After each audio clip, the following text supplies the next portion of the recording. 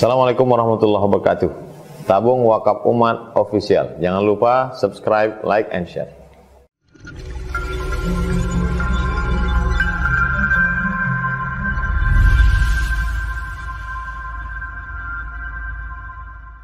Assalamualaikum warahmatullahi wabarakatuh. Bismillahirrahmanirrahim. Alhamdulillahirabbil alamin. Allahumma shalli ala sayyidina Muhammadin. Yang kita muliakan Tuan Guru Abdul Somad dan sahabat para asatid, para orang tua, alim ulama yang hadir di masjid yang dirahmati Allah ini. Para hadirin muliakan Allah. Hidup dengan cobaan itu sebuah fakta yang tak bisa kita bantah. Dialami oleh orang biasa dan orang mulia, dialami oleh para nabi, dialami oleh yang bukan nabi. Maka para nabi Allah berikan ujian bahkan lebih berat dibanding ujian-ujian yang kita rasakan. Justru semakin dekat dengan Allah, semakin berat ujian yang diberikan. Maka nabi-nabi bahkan diberi ujian itu dengan orang terdekatnya. Nabi Lut misalnya, Allah beri uji dengan istrinya. Dan banyak sekali kisah kehidupan para nabi yang bila dibandingkan dengan kita tak akan pernah sebanding. Maka Bapak Ibu dimuliakan Allah Subhanahu wa taala, kenyataan hidup seperti ini tak boleh kita bantah.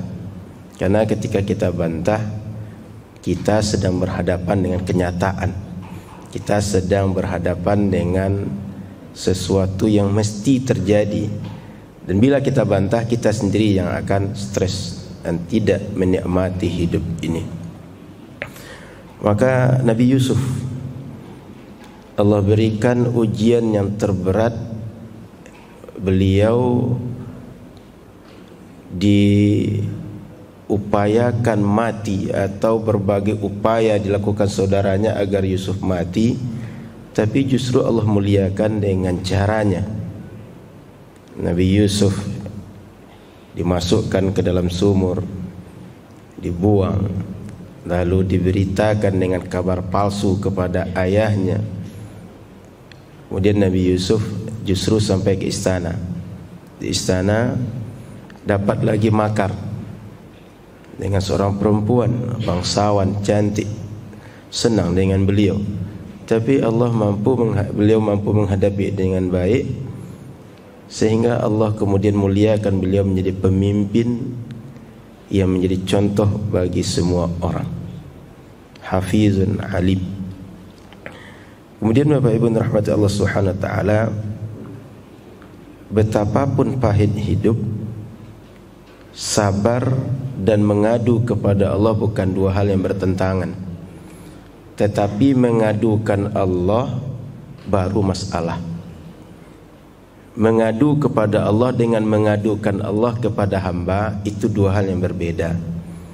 Kita ini kadang dalam hal yang sulit dalam hidup menganggap diri kita tabah, menganggap diri kita kuat, tetapi kita cerita kepada orang lain, kita mengeluhkan kepada orang lain. Kalaulah kita ingin mengeluh, mengeluhlah kepada Allah. Kalaulah kita mengadukan kesulitan hidup, mintalah kepada Allah, jangan kepada yang lain.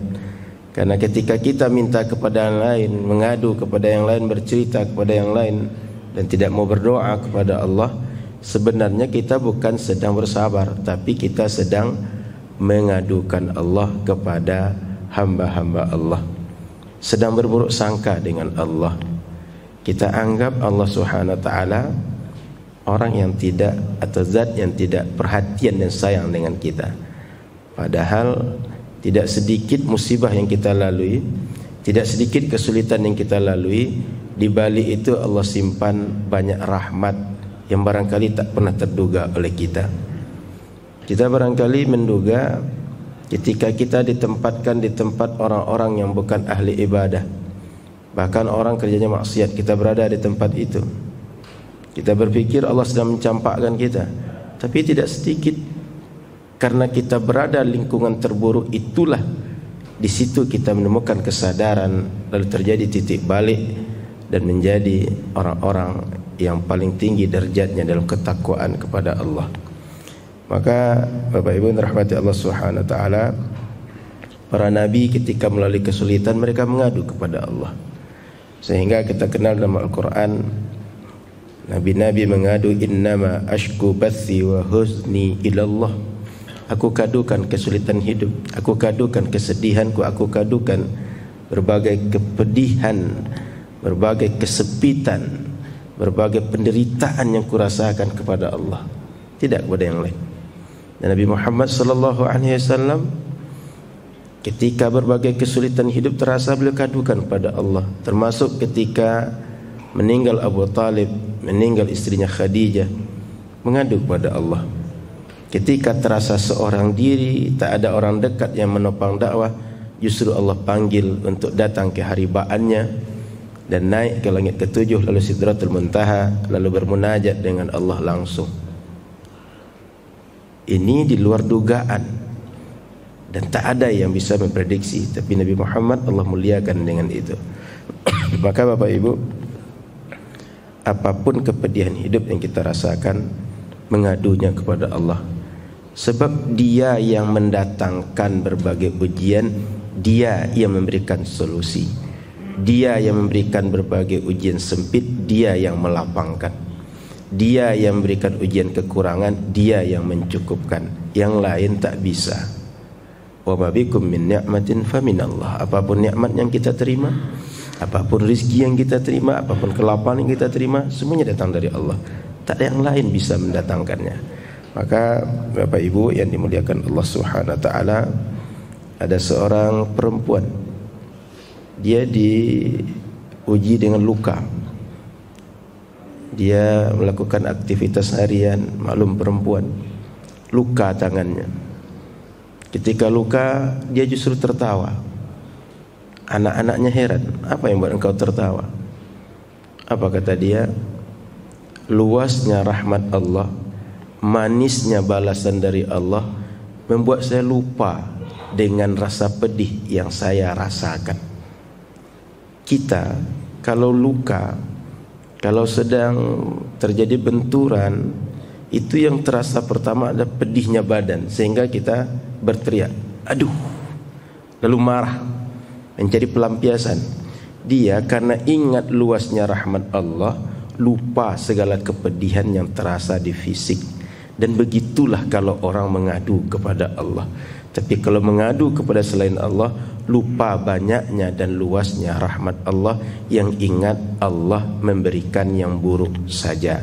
Padahal yang buruk bagi kita sedikit Allah berikan dibanding yang baik bagi kita menurut Allah Subhanahu wa taala. Inti ingin saya sampaikan adalah mengadulah kepada Allah, karena Dialah yang akan melapangkan setiap yang sempit, Dialah yang memudahkan setiap yang sulit, Dialah yang menyembuhkan setiap yang sakit, Dialah yang mencukupkan setiap yang kurang. Jangan kepada yang lain, karena yang lain tak bisa apa-apa. Ya ayuhan nas antumul fuqara ilallah. Semua kita ini butuh kepada Allah, Dia saja yang tak butuh kepada apapun. Maka berharaplah kepada yang tak butuh, jangan berharap kepada yang butuh, karena kita dengan yang butuh sama-sama butuh, maka tak akan ada solusi. Solusi yang ada hanya dari yang tidak pernah butuh. Terima kasih, semoga bermanfaat. Assalamualaikum warahmatullahi wabarakatuh.